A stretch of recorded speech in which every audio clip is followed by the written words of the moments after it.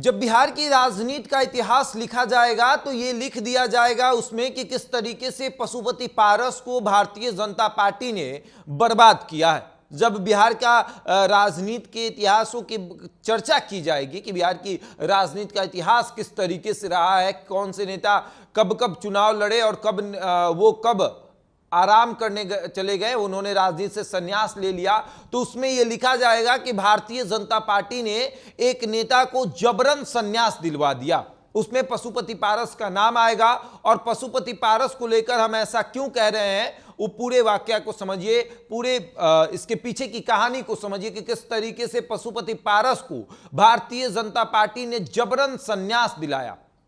पहले उन्हें लोकसभा चुनाव लड़ने से रोका, कहा कि टिकट बंटवारे में इस बार आपके पाले में टिकट नहीं जा रहा है।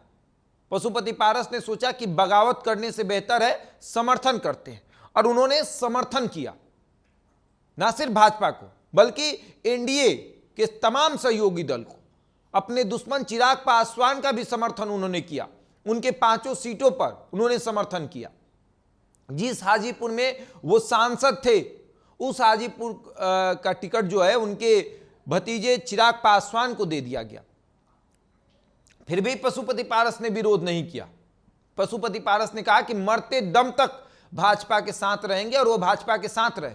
और अब भारतीय जनता पार्टी ने क्या किया, जब राज्यपाल, कई जगहों के राज्यपाल नए बनाए गए, कई जगहों के राज्यपाल का फेरबदल किया गया, तो पशुपति पारस को भारतीय जनता पार्टी ने पूछा तक नहीं। उन्होंने ये जरूरी नहीं समझा कि पशुपति पारस को राज्यपाल बनाना है, क्योंकि वो देख रहे हैं कि पशुपति पारस तो विरोध कर ही नहीं रहे हैं, जो विरोध करेगा उसे मिलेगा। और ये राजनीति का इतिहास है कि जिसने विरोध किया है उसे कुछ ना कुछ मिला है, और जिसने समर्थन किया है उसे हमेशा निराशा हाथ लगी है। पशुपति पारस को आज भी निराशा हाथ लगी है। पशुपति पारस राज्यपाल बनने का सपना देख रहे थे। वो देख रहे थे कि उन्होंने चुनाव नहीं लड़ाया तो क्या दिक्कत है, राज्यपाल हम बन जाएंगे, किसी ना किसी राज्य के राज्यपाल हमें बना दिया जाएगा। लेकिन हाथ आज भी निराशा लगी है। पशुपति पारस आज भी किसी कोने में बैठकर ये सोच रहे होंगे कि मुझे मिला क्या, हमारा जो एक तरफा दोस्ती है उससे हमें क्या मिला। जिस तरीके से हम लगातार कह रहे थे कि मर जाएंगे लेकिन भाजपा का साथ नहीं छोड़ेंगे, उस भाजपा ने किसका साथ दिया, जो भारतीय जनता पार्टी के खिलाफ चुनाव लड़ा। ना सिर्फ बिहार में बल्कि कई राज्यों में भाजपा के खिलाफ जाकर चुनाव लड़ना, और उसके बाद भारतीय जनता पार्टी ने उस नेता को टिकट दिया, उस नेता को समर्थन दिया, केंद्र में मंत्री बना दिया।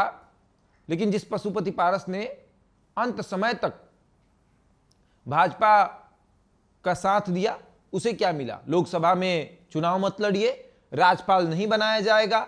उसके बाद खबर यह भी थी कि प्रिंस पासवान को बिहार में किसी विभाग का मंत्री बना दिया जाएगा। उस प्रिंस पासवान को भी शांत कर दिया गया, वो भी सांसद थे, उन्हें भी चुनाव नहीं लड़ने दिया गया। और कई तरह की बातें सामने आई।